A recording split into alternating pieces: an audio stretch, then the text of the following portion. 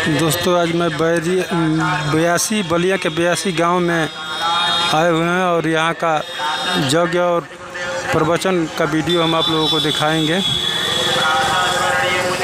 ये देखिए बलिया से आया हुआ रोड है और ये बयासी चट्टी है और यहाँ से पूरब की तरफ ये बैरिया रोड गया है और यहाँ से हम आगे चलेंगे और जगह स्थल पर पहुँचेंगे और वहाँ का वीडियो आप लोगों को दिखाएंगे।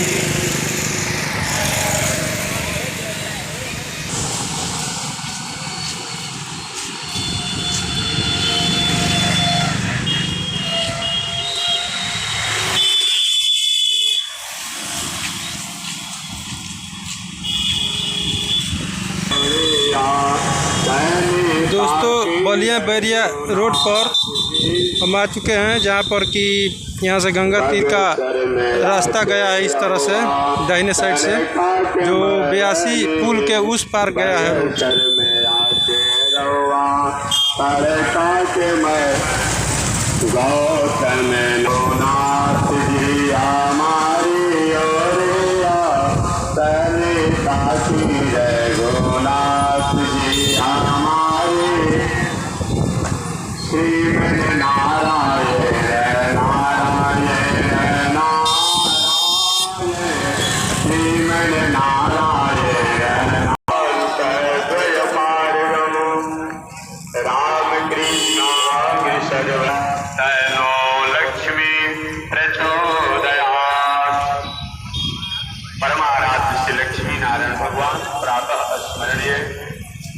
पूज्य आचार्य श्री के जुगल चरणों में कोटि नमन।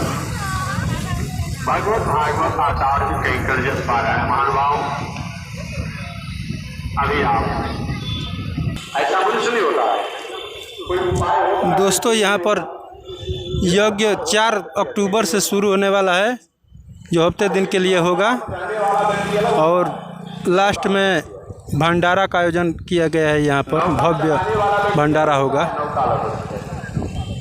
एक परमात्मा अहम समुद्रता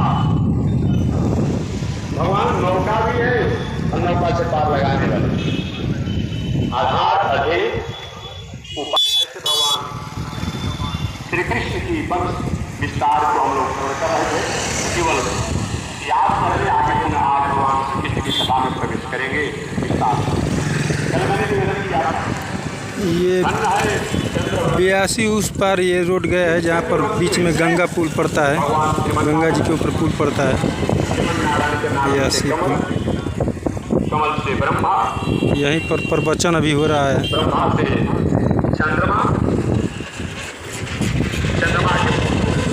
जन से 9 नंद हुए, नंद बाबा हुए।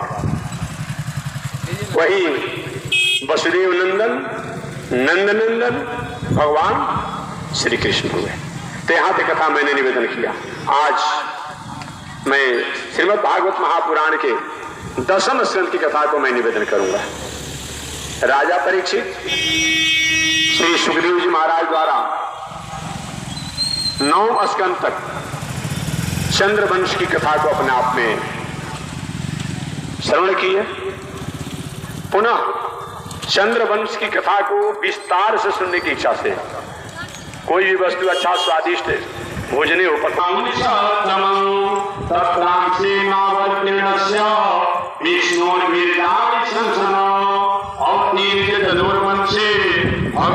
भूत भावना जो भगवान श्री कृष्ण इस धराधाम पर आए और अद्भुत से अद्भुत चरित्रों को उन्होंने किया। आखिर भगवान इस संसार में आए ही थे और आकर के कौन कौन से लीलाओं को चरित्रों को उन्होंने अद्भुत किया। चरित्र तो क्या अनंत है, अद्भुत चरित्र किया। उन चरित्रों को आप बताए, उनको बताएं। तो ही हमारे सुखदेव जी महाराज पूरे भगवान श्री कृष्ण की विस्तार से कथा सुनाते हैं।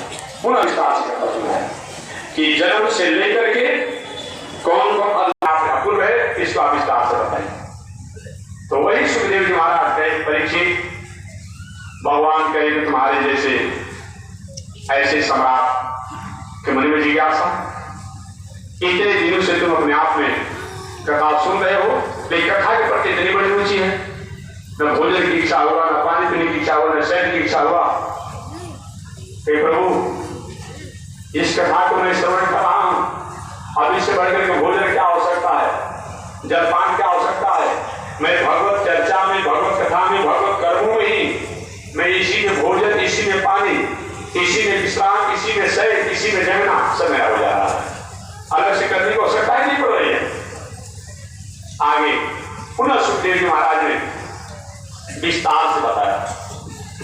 राजा परीक्षित ने पूछे कि गुरुदेव, मैं उन सोमवंश में समुत्पन्न जो मेरे आराध्य श्री कृष्ण है, जिन्होंने मेरी माता के गर्भ में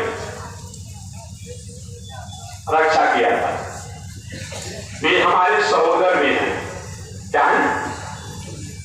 राजा परीक्षित कहते हैं वो हमारे सहोदर भी हैं। सहोदर का मतलब क्या होता है? सहोदर, एक उदर में जुड़वा जिसको कहते हैं।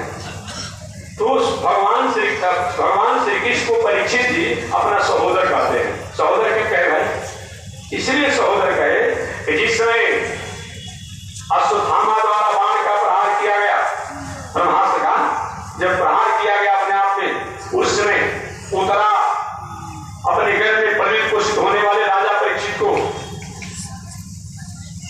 लेकर के ऐसी घबरा गई तो हुआ कि हम नहीं बचेंगे, हमारे घर का संतान नहीं बचेगा। उन्होंने पाई एक उम्मीद में रक्षा करें भगवान को याद किया।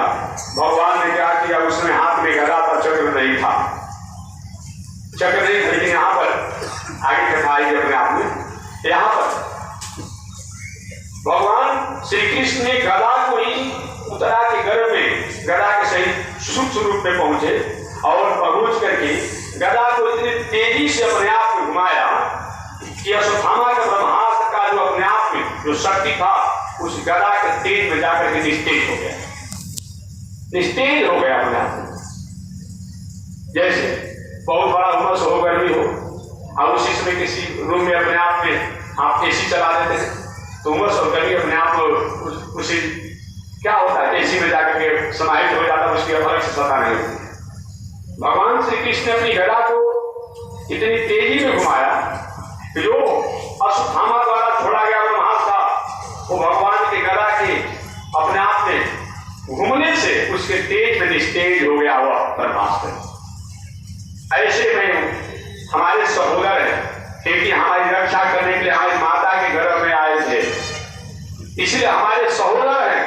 तो उन सहोदर श्री कृष्ण का मैं अपने आप में कथा सुनना चाहता हूं। महाराज उनके श्रेष्ठ से श्रेष्ठ आचरणों,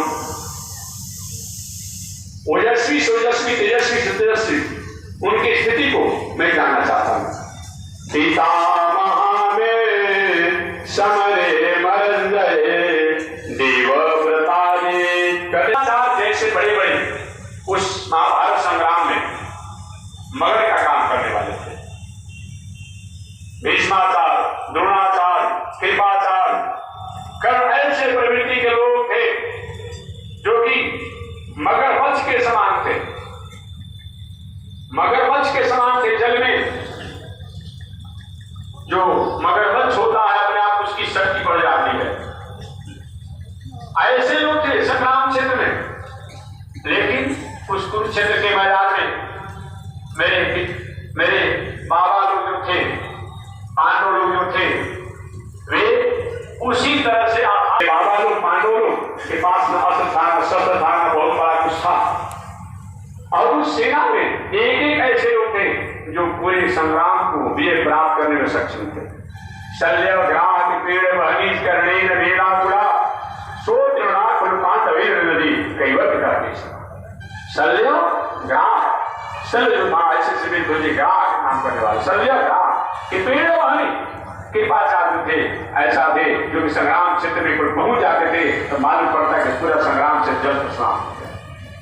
शल्य ग्राह के पेड़ बहनी कर्णेन वेलाकुला, और कर्ण जब संग्राम क्षेत्र में चला जाता था तो वही हाल होती जैसे कि बहुत बड़ा जलाशय हो, जलाशय बहुत बड़ा बड़ी जहाज अपने आप में मालवाहक जो है, मालवाहक जो है कहीं जब